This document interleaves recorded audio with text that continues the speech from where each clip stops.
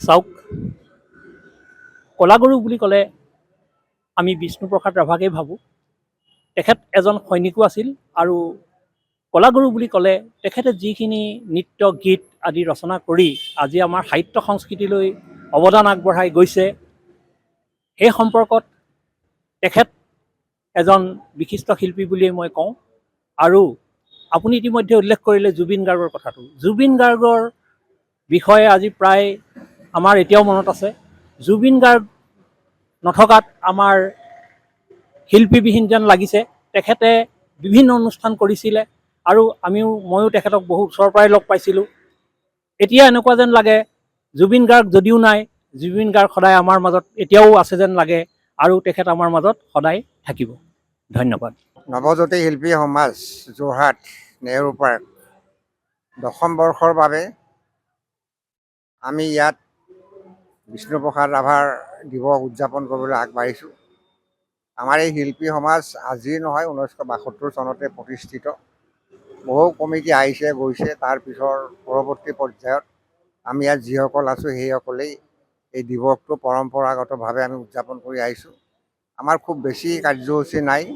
দুজন বিশিষ্ট ব্যক্তিক, সমাজৰ বাবে অৰিহণা যোগোৱা দুজন বিশিষ্ট ব্যক্তিক আজি সম্বৰ্ধনা জনোৱা হৈছে। তাৰপিছতে বিষ্ণুপ্ৰসাদ ৰাভাৰ গীত আৰু নৃত্যৰ প্ৰতিযোগিতাসমূহ আছে।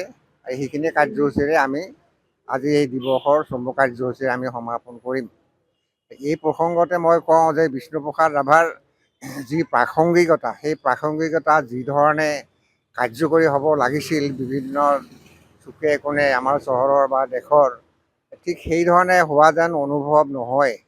আৰু বিষ্ণুপ্ৰসাদ ৰাভাই যিবোৰ কথা কৈছিল যে আমাৰ এই দেশত দুই ধৰণৰ দুৰ্নীতিপৰায়ণ মানুহ আছে, তাৰে এবিধ হৈছে বিদেশৰ পৰা অহা, এবিধ হৈছে ভিতৰৰ পৰা অহা।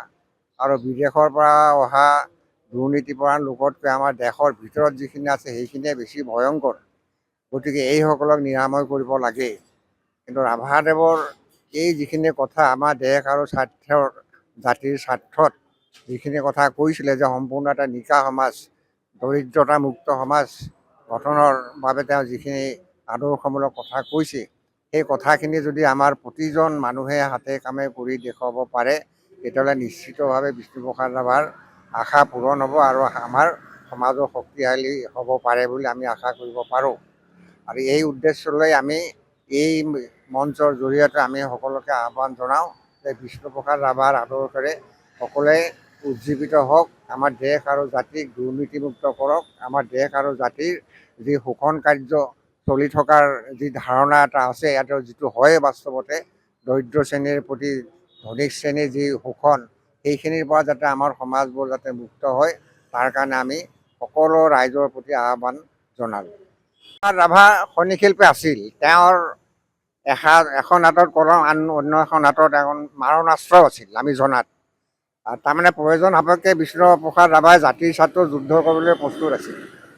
অন্যহাতে তেওঁ কলাগুৰু আছিল, তেওঁ নৃত্যশিল্পী। নৃত্যৰ ক্ষেত্ৰত তেওঁ যি পাৰদৰ্শিতা প্ৰদৰ্শন কৰিব পাৰিছিল, সেই পাৰদৰ্শিতাৰ বাবেই বিষ্ণুপ্ৰসাদ ৰাভাক কলাগুৰু হিচাপে আখ্যা দিয়া হৈছিল। আৰু সেইবাবেই আমি ভাবোঁ যে বিষ্ণুপ্ৰসাদ ৰাভাৰ নৃত্য মানে সংস্কৃতিৰ প্ৰতি প্ৰদৰ্শন কৰা যি মানে দক্ষতা, সেই দক্ষতাই আজিৰ সমাজে যদি অনুসৰণ কৰিব পাৰে, তেতিয়াহ'লে আমি অধিক কলাগুৰুক আমি অসমত দেখিবলৈ পাম, অধিক সৈনিক শিল্পী আমি অসমত দেখিবলৈ পাম।